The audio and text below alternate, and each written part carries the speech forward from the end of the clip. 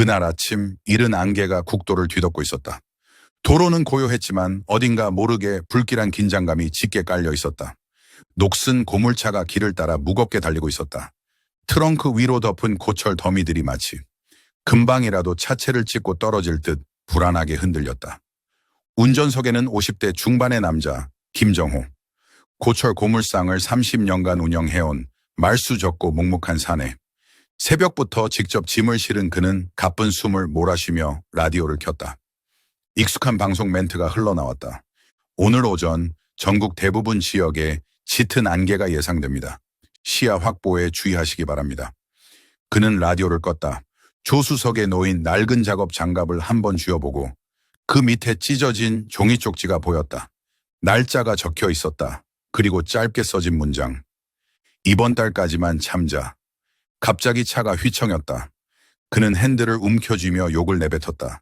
젠장, 브레이크 또 이러네.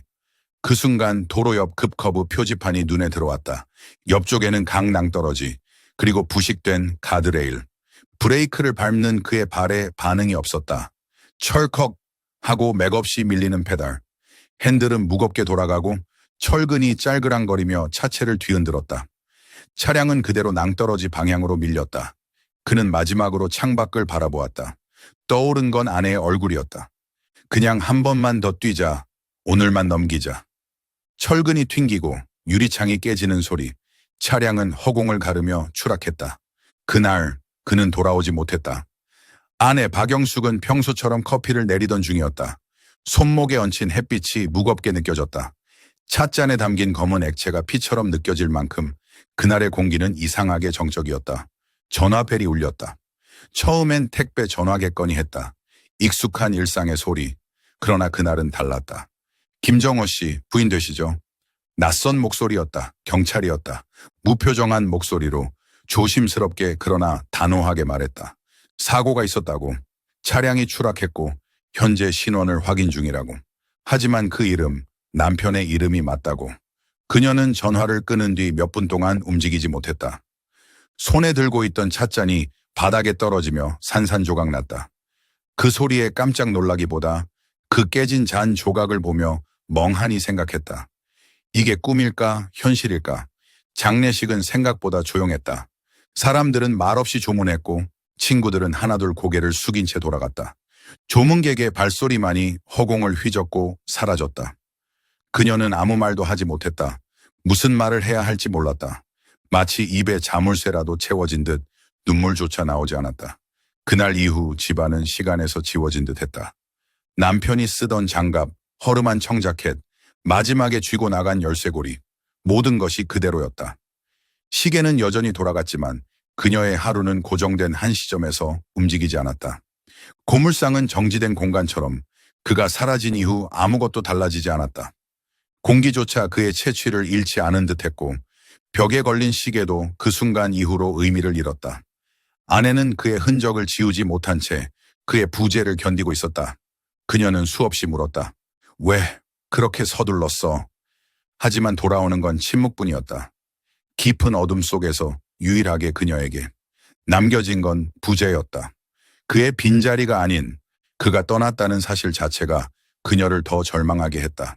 그날 이후 매일 새벽 그녀는 고물상에 앉았다.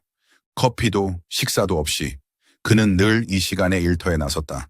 그녀는 그 시간에 그가 앉던 자리에 앉았다.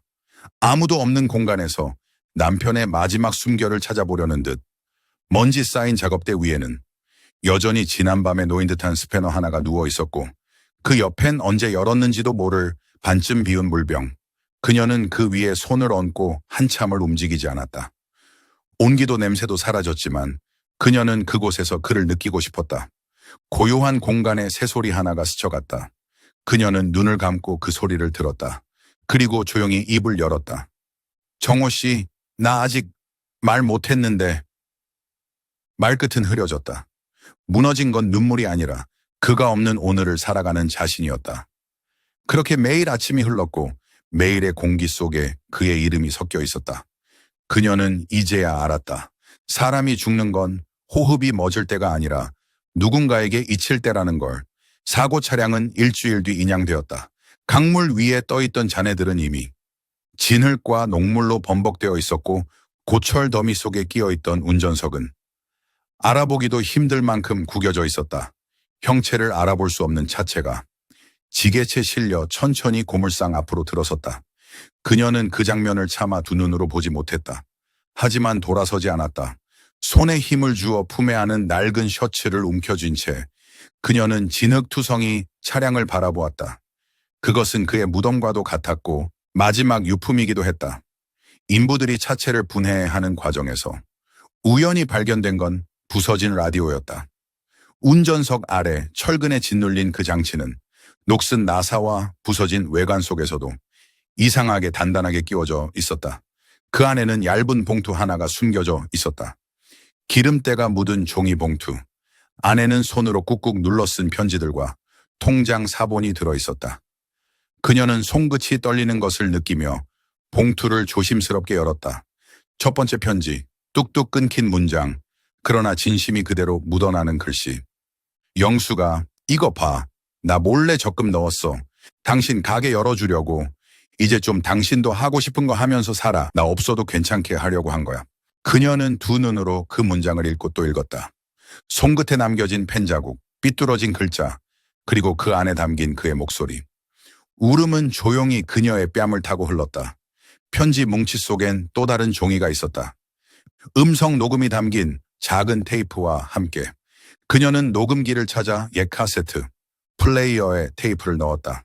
기계는 삐걱이며 돌아갔고 잠시 정적 뒤에 그의 목소리가 흘러나왔다. 내가 워낙에 무뚝뚝하잖아. 그래도 당신이 알았으면 좋겠어서 그동안 말 못했는데 당신 없었으면 난 진작 무너졌을 거야. 그녀는 입을 막고 울었다. 생전에 한 번도 들어보지 못한 그의 진심이 테이프 속에서 흐르고 있었다. 그는 자식들에게도 말을 남겼다. 아빠답지 않게 이런 말 남긴다. 엄마 좀 부탁한다. 그 사람 너희 위해 평생 다 버리고 살았다. 그녀는 숨을 삼켰다. 마음속에서 죽은 남편이 살아나 그녀 앞에 앉아 말하고 있는 듯했다. 더는 그를 미워할 수 없었다. 그의 무심함은 표현하지 못한 사랑의 모양이었다. 며칠 후 그녀는 통장에 적힌 은행을 찾았다. 거기엔 매달 20만 원씩 이름도 없이 묶여있는 적금이 있었다. 8년간 단 한 번도 빠지지 않고 넣어둔 흔적. 그녀는 통장 잔고보다 그 꾸준함에 무너졌다. 그가 말없이 준비한 삶, 그녀를 위한 두 번째 인생. 그녀는 알았다. 그는 고물더미 속에서 살아가는 사람이었지만 그의 마음만은 가장 값진 것을 지키려 했다는 것을. 그녀는 편지를 다시 꺼내 손끝으로 쓰다듬었다. 그리고 창밖을 바라보며 조용히 중얼거렸다. 정호 씨, 나 이제 당신 없이도 살아볼게요. 하지만 당신을 잊지는 않을 거예요. 남편의 사고 이후 영숙은 자신도 모르게 남편이 살아온 시간을 더듬기 시작했다. 봉투 속 편지와 적금 통장은 분명 그의 사랑이었지만 그녀는 어딘가 부족함을 느꼈다. 그가 말없이 준비한 것들 말고 그가 남긴 더 많은 이야기들이 세상 어딘가에 숨어 있을 것 같았다. 그런 생각이 들던 어느 날 영숙은 고물상 창고 뒤편을 정리하다가 오래된 사진 상자를 발견했다. 낡은 앨범 안에는 한 장의 사진이 있었다. 병원 복도에서 휠체어에 앉은 어린 아들과 그를 밀고 있는 남편. 영숙은 그 장면이 언제인지 기억해내지 못했다. 그런데 사진 뒤에 흐릿하게 적힌 날짜와 병원 이름을 보자 그 시절이 스쳐 지나갔다. 막내 아들이 심장질환으로 수술을 받던 해였다. 그해 겨울 남편은 갑자기 자신의 트럭을 바꿨다. 말없이 별 설명 없이 그녀는 단순히 고장이 났겠거니 생각했었다. 그러나 사진을 본 순간 무언가 이상한 직감이 들었다. 그 시절 통장 정리도 안 되던 때였다. 병원비를 어떻게 감당했는지 기억조차 나지 않았다. 그녀는 병원 근처에 있던 중고차 상사를 찾아갔다. 직원은 오랜 기록을 뒤지다 말했다. 그분 맞아요. 그때 오래된 1톤 트럭 팔고 가셨어요. 아드님이 수술 받는다고. 영숙은 그 자리에 주저앉고 말았다. 그가 그토록 아꼈던 트럭이었다. 그가 평생을 함께하던 짐 같은 동료. 그걸 팔아서 아이의 생명을 지켰다는 걸 왜 이제야 알게 되었을까? 그의 무뚝뚝함이 원망스러웠고 동시에 그 무뚝뚝함이 고마웠다. 며칠 뒤 큰딸 윤경이 집에 내려왔다. 장례식 이후 처음이었다. 윤경은 여전히 말수가 적고 눈빛은 어두웠다. 둘 사이엔 오래된 균열 같은 감정이 있었다. 윤경은 어릴 적부터 아버지를 무서워했다. 목소리가 크지도 않았고 때린 적도 없었지만 그의 침묵이 늘 벽처럼 느껴졌다. 엄마, 아빠가 정말 나랑 얘기하고 싶었던 적이 있었을까? 영숙은 대답하지 못했다. 하지만 다음 날 그녀는 윤경에게 한 통의 편지를 내밀었다. 남편이 남긴 편지 중 일부였다. 딸에게 쓴 것이 분명한 내용. 윤경아, 네가 항상 날 어려워했던 거 안다. 나도 너랑 가까워지고 싶었는데 어떻게 해야 할지 몰랐다. 난 말보다 손으로 일하는 게 익숙했거든. 그래도 아빤 네가 자랑스러웠다. 윤경은 처음엔 아무 말도 하지 않았다. 그리고는 조용히 일어나 거실로 가더니 한참을 앉아 있다가 다시 방으로 돌아왔다. 그날 밤 그녀는 처음으로 영숙의 옆에 앉았다. 손에 들린 건 오래된 앨범 한 권이었다. 이 사진, 나 이때 기억나. 아빠가 날 업고 병원 계단 올라가던 날.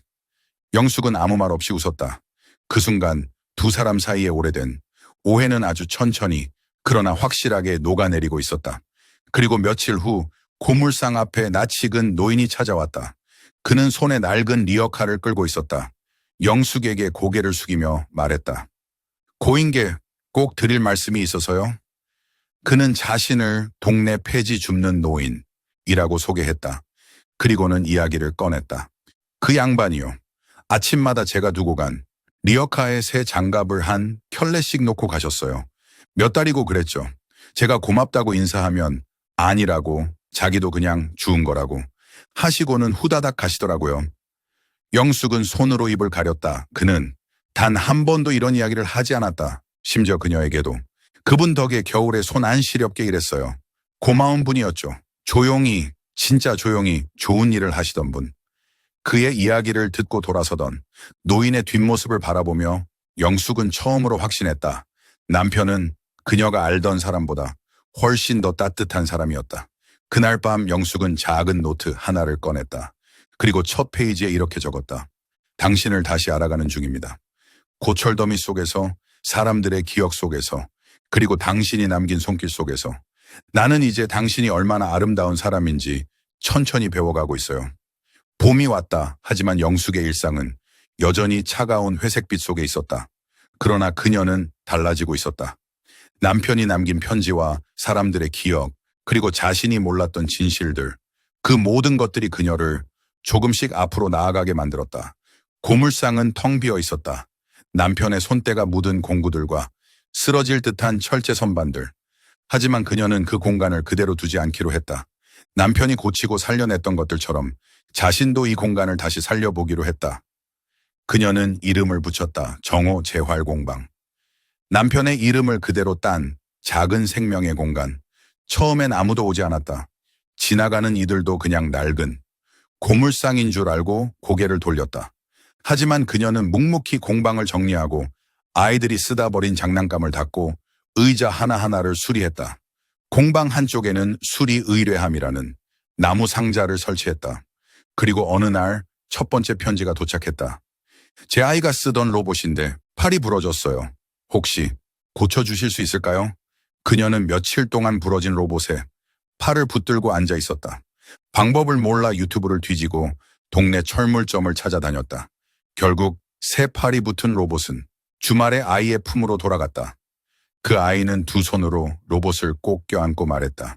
고맙습니다. 이거 아빠가 사준 거였거든요. 그날 밤 영숙은 남편의 사진 앞에서 중얼거렸다. 당신이 했던 일을 내가 이제야 이해해요. 공방은 조금씩 알려지기 시작했다. 동네 어르신이 깨진 찻잔을 들고 오고 청년은 고장난 시계를 들고 왔다. 아이들은 장난감을, 엄마들은 의자를, 노인들은 라디오를 들고 찾아왔다. 어느 순간부터 사람들은 그 공간에 단순히 수리를 하러 오는 것이 아니었다. 그들은 사라진 시간과 감정을 회복하기 위해 그곳을 찾았다. 그리고 그런 사람들 앞에서 그녀는 다시 태어나고 있었다. 남편이 보여주지 못했던 사랑의 모양을 대신 보여주는 사람이 되어가고 있었다.